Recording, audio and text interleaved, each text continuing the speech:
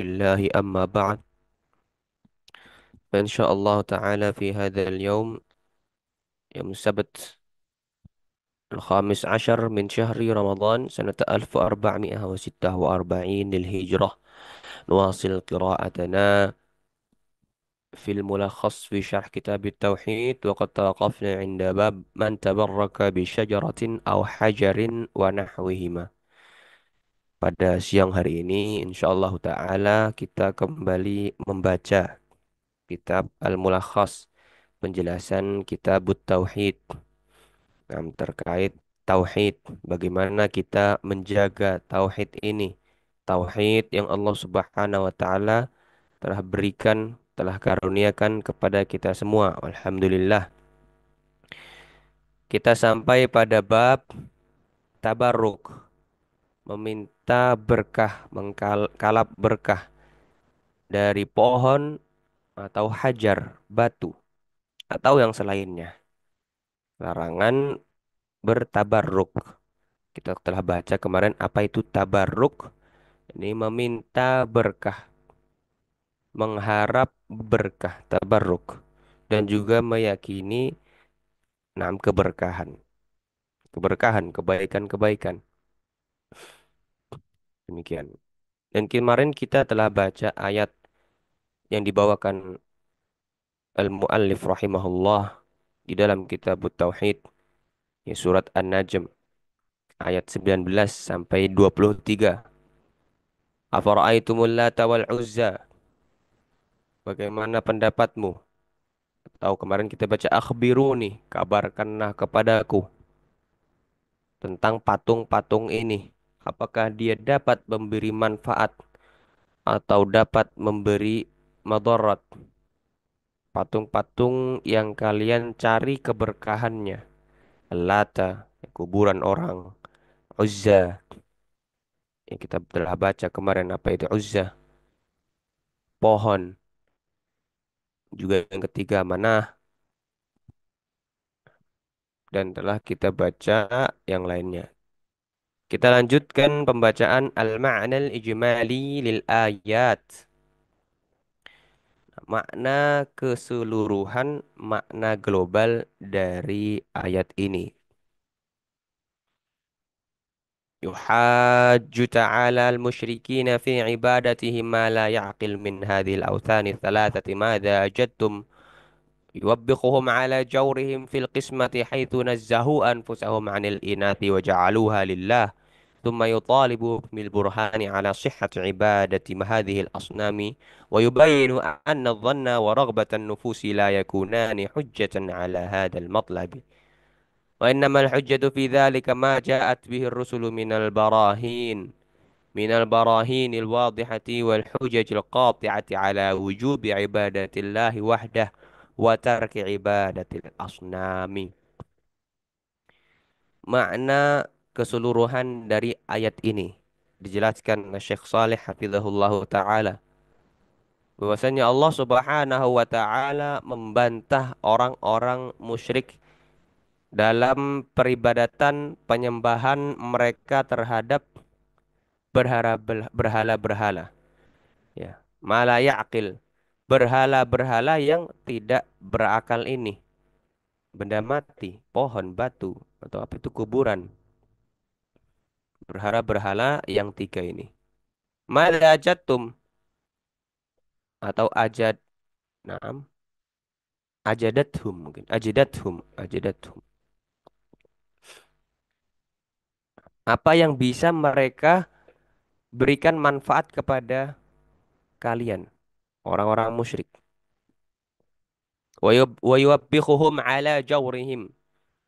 Allah Subhanahu wa taala, taubih.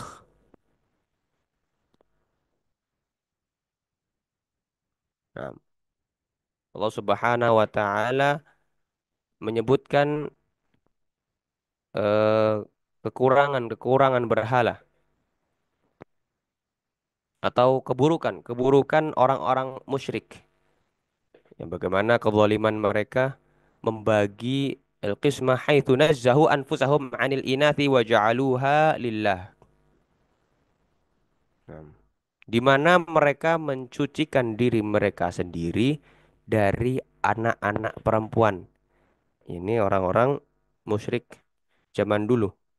Mereka tidak suka memiliki anak perempuan. Haitsu nazzahu anfusahum 'anil inas, di mana mereka mensucikan diri mereka dari perempuan, tetapi mereka menjadikannya untuk Allah. Mereka mengatakan Allah memiliki anak perempuan. Tapi untuk diri mereka sendiri, oh tidak, saya tidak memiliki anak perempuan. Saya tidak ingin memiliki anak perempuan. Nah, demikian. Thumma yutalibuhum bil burhani ala sihhati ibadati hadhil asnam. Kemudian Allah Subhanahu wa taala menuntut mereka orang-orang musyrik, menuntut burhan, ya, bukti ala sihhati ibadati hadhil asnam. Allah Subhanahu wa taala menuntut mereka dengan bukti atas kebenaran penyembahan mereka terhadap berhala-berhala ini. Mana buktinya? Karena memang hukum asal ibadah adalah al-hadhar, tidak boleh, terlarang sampai ada, ya, dalilnya, ada buktinya. Disebutkan para ulama di dalam Al-Qur'an, disebutkan dalam Al-Qur'an, disebutkan dari hadis Nabi. Ini ibadah. Wa yubayyinu anna dhanna wa raghbatan nufusi la yakunani hujjatan ala hadzal matlab. Allah meminta burhan, bukti ala sihhati ibadah, bukti atas kebenaran penyembahan mereka terhadap berhala-berhala ini. Dan Allah Subhanahu wa taala menjelaskan bahwasannya adzan, sangkaan, dan juga raghbatan nufus, keinginan jiwa, hawa nafsu, itu tidak bisa menjadi hujjah untuk, ya, peribadahan-peribadahan ini. Tidak bisa dijadikan hujjah dalam perkara ini. Wa innamal hujjah fi dzalika ma ja'at bihi rusul.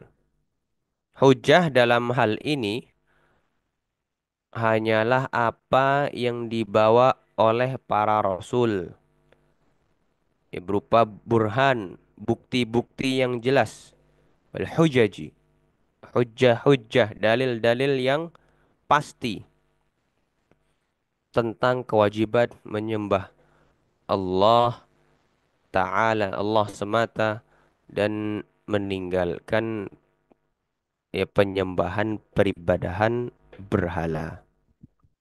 Hujahnya nggak ada. Hujahnya tidak ada terkait peribadahan terhadap berhala atau kuburan, pohon, nah, apa itu, batu. Hanya sekedar dhon dan juga kira-kira. Hujahnya yang ada, dalil yang ada yang menunjukkan jelas-jelas ada, itu menunjukkan wajibnya untuk mentauhidkan Allah, beribadah kepada Allah semata, dan meninggalkan peribadahan-peribadahan terhadap, ya, berhala, patung-patung, kuburan, batu atau pohon yang disebutkan tadi. Malah justru ternyata kebalikannya. Hujjah yang ada ternyata kebalikannya. Munasabatul ayati lil bab. Kita lanjutkan kesesuaian ayat dengan bab ini.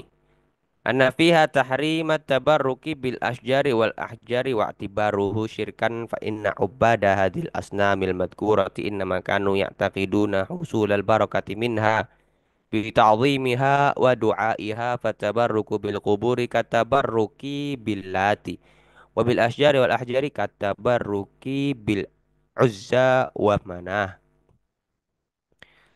Kesesuaian ayat-ayat ini dengan bab bab larangan bertabarruk kala meminta keberkahan.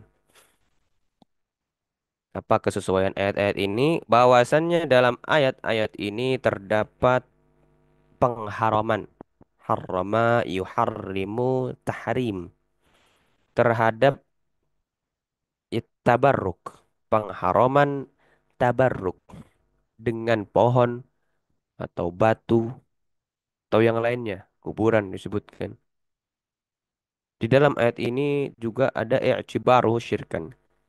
yang menggolongkannya sebagai perbuatan syirik. Nah, karena para penyembah berhala ini atau patung-patung yang disebutkan ini, Uzza, Manah, Al-Lata, ini sebenarnya mereka tabarruk, bukan menyembah. Nah, dalam rangka selainnya, mereka ini dalam rangka tabarruk, meminta berkah. Kanu ya'taqidun, para penyembah patung-patung ini atau pohon, batu, Al-Manah, Al-Lata, Al-Uzza. Ini mereka meyakini usul al-barakah. Mereka berharap mendapatkan berkah dari ketiga berhala ini. Ya, dengan mereka mengagungkannya, dengan mereka berdoa kepadanya, ya mereka percaya akan mendapat barokah. Ini tabarruk tadi. Sehingga orang yang tabarruk bil kubur itu seperti orang yang tabarruk bil lata. Kita sebutkan tabarruk ya. Karena demikian sepertinya tidak ada makna yang lebih pas lagi. Nah, tabarruk tolabul barokah wa raja'uha wa i'tiqaduha. Meminta, memohon keberkahan, mengharapkannya dan meyakininya. Orang yang bertabarruk dengan kuburan itu seperti orang-orang musyrik yang bertabarruk dengan Al-Lata. Orang yang bertabarruk dengan pohon, dengan batu, itu seperti orang yang bertabarruk dengan Uzza wa Manah. Sama-sama terlarang, sama-sama dosa besar, sama-sama kesyirikan yang dapat mengantarkan kepada neraka wal billah. Kemudian ma yustafadu minal ayat, faedah pelajaran yang dapat kita ambil dari ayat-ayat ini disebutkan oleh Syekh Saleh hafizahullah. Yang pertama bahwa tabarruk dengan asbil asjari wal ahjari syirkun. Bertabaruk dengan pohon dan batu adalah kesyirikan. Ya. Yang kedua, masyru'iyatu mujadalatil musyrikina liibtali syirki wa taqriri tauhid. Dan syariatkannya membantah orang-orang musyrik dengan tujuan ibtali syirki. Nah, ini tujuannya. Tujuannya untuk membatalkan kesyirikan, menjelaskan bahwasannya kesyirikan itu tidak benar. Nah, untuk takriri tauhid, menetapkan tauhid. Nah, ini yang kedua, disyariatkannya untuk membantah orang-orang musyrik, menjelaskan kepada mereka terkait kesyirikan dan juga tauhid. Yang ketiga, annal hukma la yathbutu illa bidalilin mimma anzalallahu la mujarrada dhanni wa hawan nafsi. Bahwasannya suatu hukum tidak bisa ditetapkan kecuali dengan dalil dari apa yang Allah Subhanahu wa taala turunkan, bukan sekedar sangkaan dan hawa nafsu. Yang demikian yang dilakukan orang-orang musyrik. Mereka menyembah patung-patung, berhala-berhala, kuburan, pohon, batu itu dengan dalil dzan, sangkaan dan juga hawa nafsu. Mereka menetapkan hukum peribadahan dengan dzan dan juga hawa nafsu, tidak dengan dalil Allah Subhanahu wa taala turunkan. Yang keempat, Allah qad aqama al-hujjata bima arsala minar rusuli wa anzala minal kutub.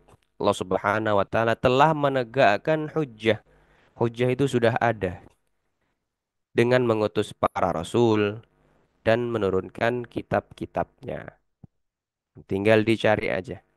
Nah, alhamdulillah sekarang zaman menjadi lebih mudah untuk mencari bagaimana yang benar, bagaimana hujjahnya. Nah, ingin menyembah berhala, menyembah kuburan, bagaimana hujjahnya? Oh, ternyata tidak boleh. Demikian disebutkan di surat An-Najm.